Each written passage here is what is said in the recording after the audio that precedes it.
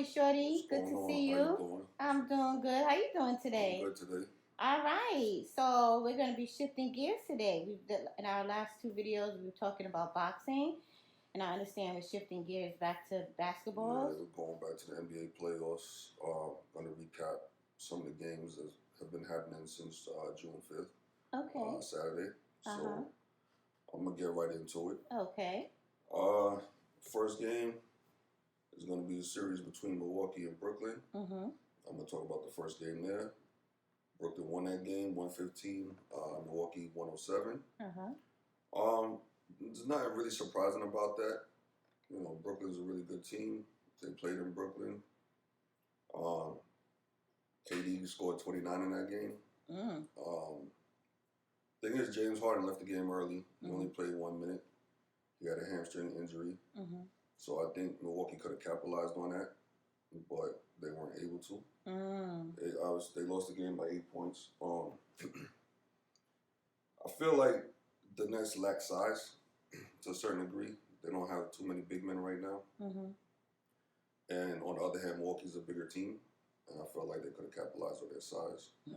What happens is they end up taking too many jump shots. I felt like they should have pounded the ball inside and got more opportunities inside. Brook Lopez is one of their bigger players. He's their center. This man is about 7 feet 7'1".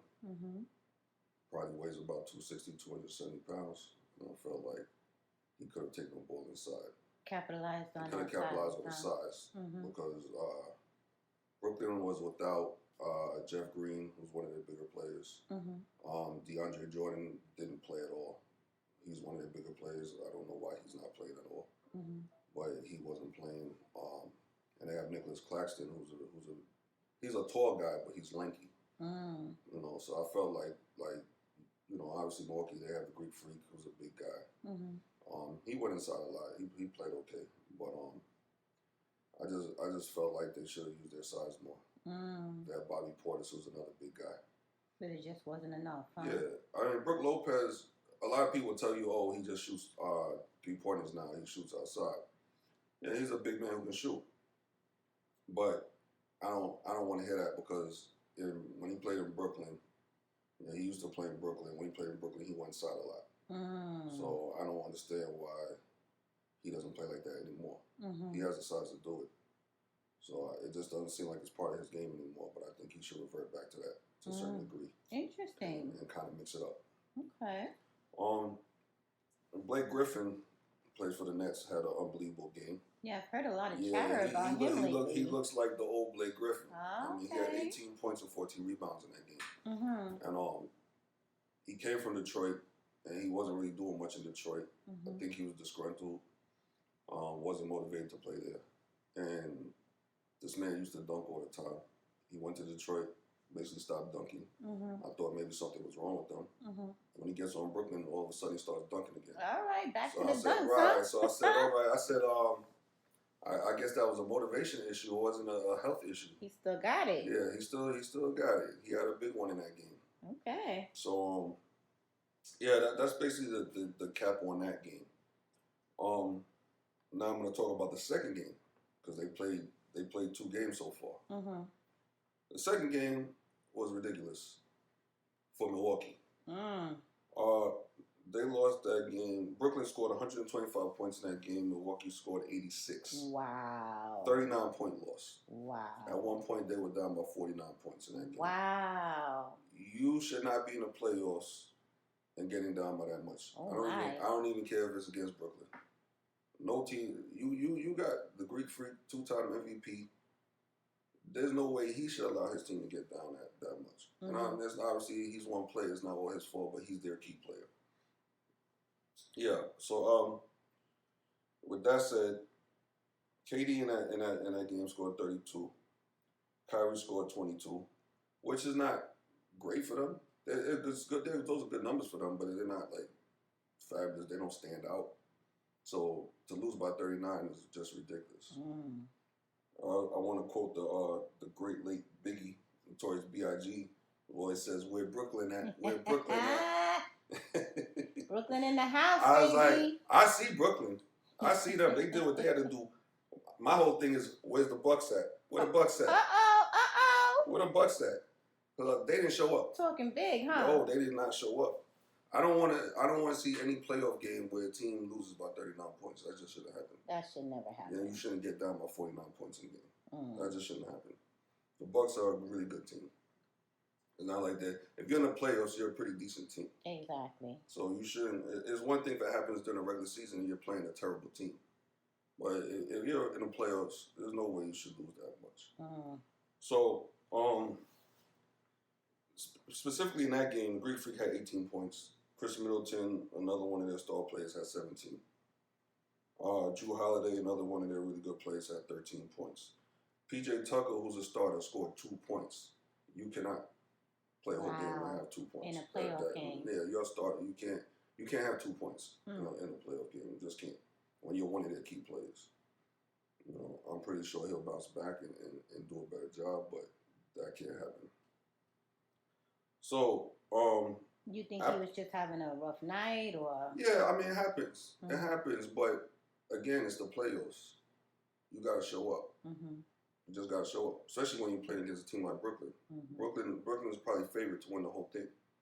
So you got to do more than that, especially when you see other players on your team struggling. You got to do something.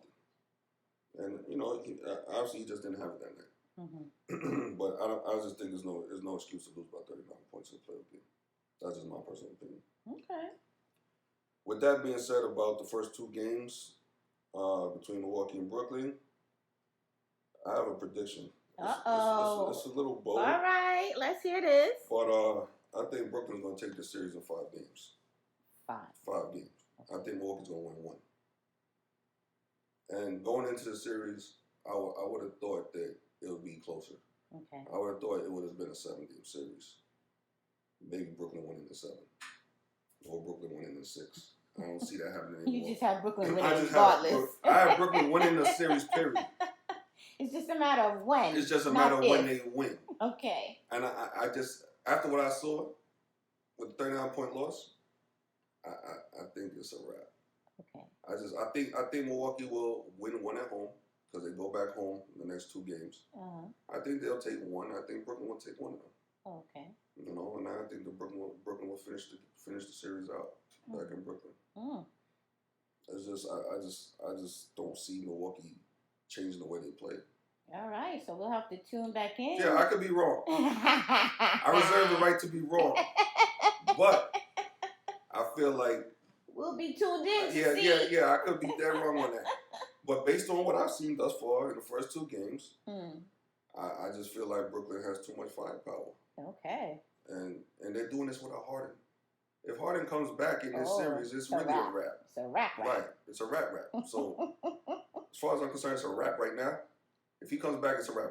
And that'll be it. Next series is Atlanta at Philly. I'm going to talk a little bit about game 1 of that series. Atlanta won that game 128. Philly had 124. Obviously, a very close game. Atlanta was up big in that series, and Philly came back at the end and made it very interesting. So Atlanta won the game, but Philly made it very interesting at the end. Philly was down, I think, around 20 points, and they came back and cut it to, I think, 2 or 3 points. Okay. But they ended up losing the game. Trae Young had a big game for Atlanta, scored 35 points, and he's pretty much been doing that throughout the playoffs. He did that to my Knicks. As we know. He did that to my Knicks, but we're not going to go there. Knicks. We're not we're not going back there. All right. Oh, kudos to Tom Thibodeau for winning Coach of the Year. Awesome. So Congrats. I got to give him his props. Okay. I got to give Nikola Jokic his props, too, for winning MVP of the league. Okay, very good. Good for him, too. Back into it, Embiid had a big game in that game, but obviously they still lost. They didn't have enough for Atlanta. Atlanta just has a lot of shooting. They have plenty of shooting, and they capitalize on the 3-pointers. And Philly just couldn't keep up with the offensive barrage. So that's a strong word, barrage. Barrage, yeah. All right. I come up with them here and there. So that was game 1. There was not really much more to say about that, other than Atlanta got up big. Philly came back, and they just didn't have enough at the end. Mm-hmm.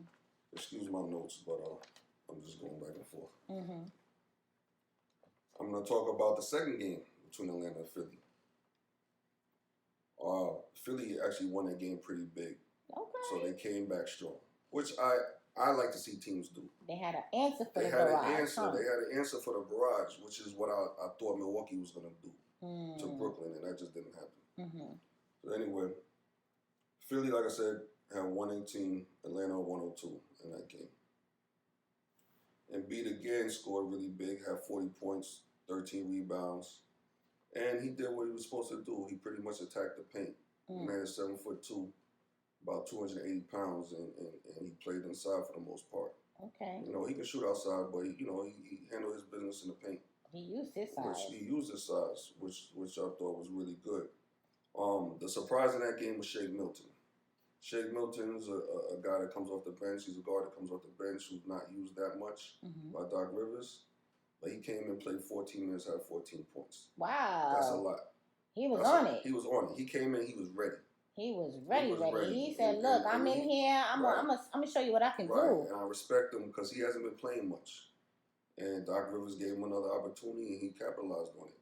You know, 14 points in 14 minutes. 14 points don't sound like a lot of points, but in 14 minutes, that's a lot. That's a lot to come off the bench. Right. When you're not even expecting to play. So he was the difference in the game as far as I'm concerned. I don't think Atlanta was prepared for that. Okay. I don't think he was on that scouting report.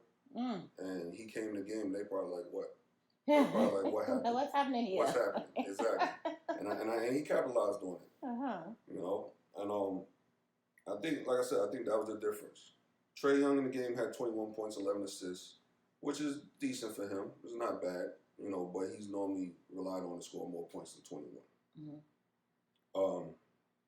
He shot poorly. His percentage was bad. You know, he had decent points, but his percentage was bad. And again, for Atlanta, they had no DeAndre Hunter, who has a knee injury right now. Which he's a 3-point shooter. He's a great defender. I think they kind of missed him. I think that's another reason they failed to win that game. But again, I think the key was Shake Milton. 14 points in 14 minutes was unexpected.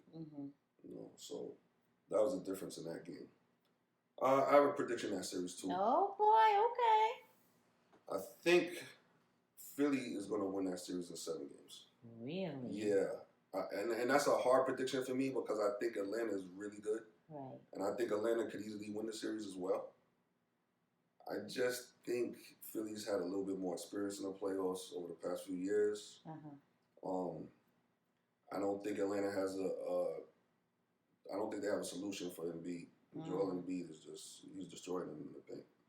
They don't really have an answer for him. And I think if their shooters start to perform a little bit more, I think that they have a good chance of winning the series. I think their defense is a little bit better than Atlanta's defense. But they have to stop Atlanta's 3-point shooting to a certain. They have to slow it down. They're not going to be able to stop it, but they have to slow it down to a certain extent. Okay. If they're able to close out to the 3-point line and slow down their 3-pointers and keep Trae Young out of the paint somewhat, I think they can win the series. But the reason why I say 7 games is because I feel like it could go either way. I'm picking Philly in 7, but I think it could easily be Atlanta in 7. But I think that they might just be a little bit better. I'm leaning towards them slightly, but I'm not that confident in that pick. But I feel like they have a slight edge. Okay. But that remains to be seen. We'll see. Might be wrong in that one too, but we'll see. I'm more confident in my Brooklyn pick. Okay.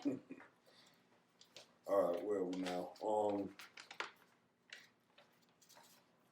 Actually, the next series I want to talk about is the last game, the Dallas Clips series, which was a game 7. Okay. The Clippers actually won that game 126. Dallas had 111. That was a game where Kawhi Leonard took over. He had 28 points in that game, which doesn't sound like a whole lot of points, but it's when he scored those 28. He scored them in clutch moments. His defense was unbelievable. You know, he was guarding all over the place. So he was the key So to that game. Yeah, Kawhi Leonard went off. He just unlocked that door at one wide point, open. He didn't even start off that well. At one point, he just took off in that game. And he just looked around and said, you know what, I guess I have to do it. And he dominated. He dominated from that point on. Because I don't even think he had a great first quarter. But he just, at some point, I think it clicked with him and he said, you know what, we're not losing this game. You know, they went out in the playoffs last year unexpectedly in the bubble. And I think that Kawhi Leonard said he wasn't having it. He wasn't going out in the first round. So they were able to beat Dallas. Dallas, on the other hand, they had 39 points from Luka Doncic, which he's their star player. He played an unbelievable game, but he needed help. And he didn't get the help that he needed in that particular game. But you can't say anything bad about him. He did his job, more than his job. You know, they just fell short to a better team, or at least a better team that day. Right. Because Kawhi was different. He was the difference. And then I got contributions from other players. PG, he played pretty well in that game.